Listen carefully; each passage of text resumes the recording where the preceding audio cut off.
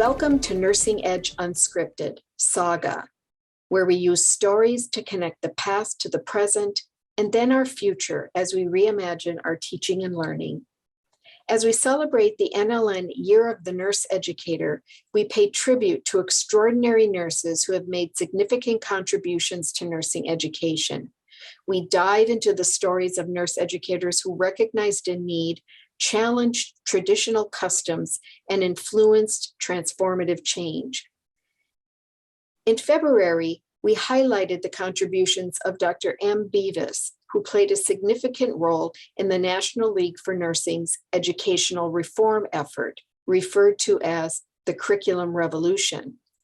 Rejecting the long-standing, content-laden behaviorist model of nursing education, these revolutionaries called for a caring curriculum, creating new pedagogy suited for a practice discipline and preparing students who could participate as leaders in healthcare reform with values that recognize the growing diversity of both individual and family lifestyles in our society.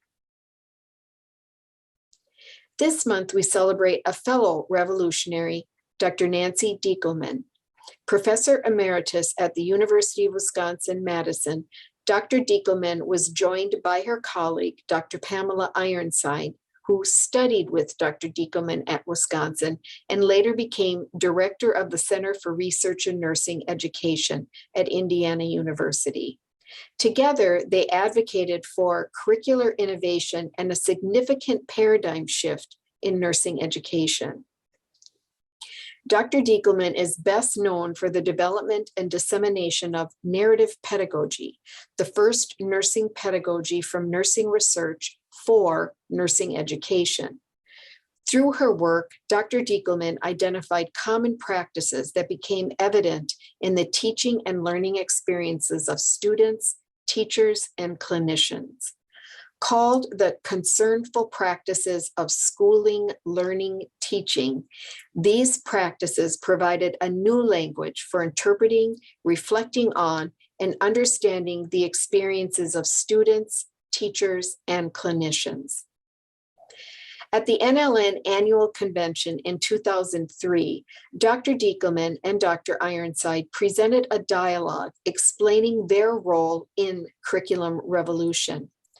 Dr. Ironside introduced the session describing her feelings in the late 1980s about the landscape of nursing education.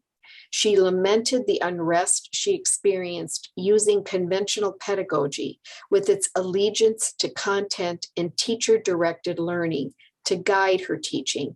These methods limited her ability to be innovative and fully engage with students in the practice of nursing. About that time, Dr. Frank Schaefer from the NLN called her with the request to join him in planning a conference about curriculum innovation. She replied, "Sorry, Frank, nothing short of a revolution is going to get me to another conference," unquote. And Dr. Schaefer responded, quote, "That's it. We'll call it the curriculum revolution," unquote. And so they joined the revolution, and the rest is history. From 1989 to 1994, the NLN held 4 national conferences that led to the publication of journal articles and a series of books to highlight substantive alternatives to conventional pedagogy and promote and support reform in nursing education. In Dr. Diekelmann's words, quote, "Conventional pedagogy privileges analytical thinking, scientific rationality, theory, and empirical knowledge. It is particularly responsive to identifying problems that are within or created by this approach. Other pedagogies are needed now that make thinking co-equal with content presentation," end quote. She recognized that the changes in clinical practice and the demands to provide curricula that foster thinking were in direct contrast to the then current trend in nursing education to add more content to the curriculum to stay current. She spoke eloquently about the additive curriculum, stating that, quote, as nursing faculty work to incorporate the explosion of biomedical knowledge into nursing curricula, the additive curriculum is worse than ever, end quote.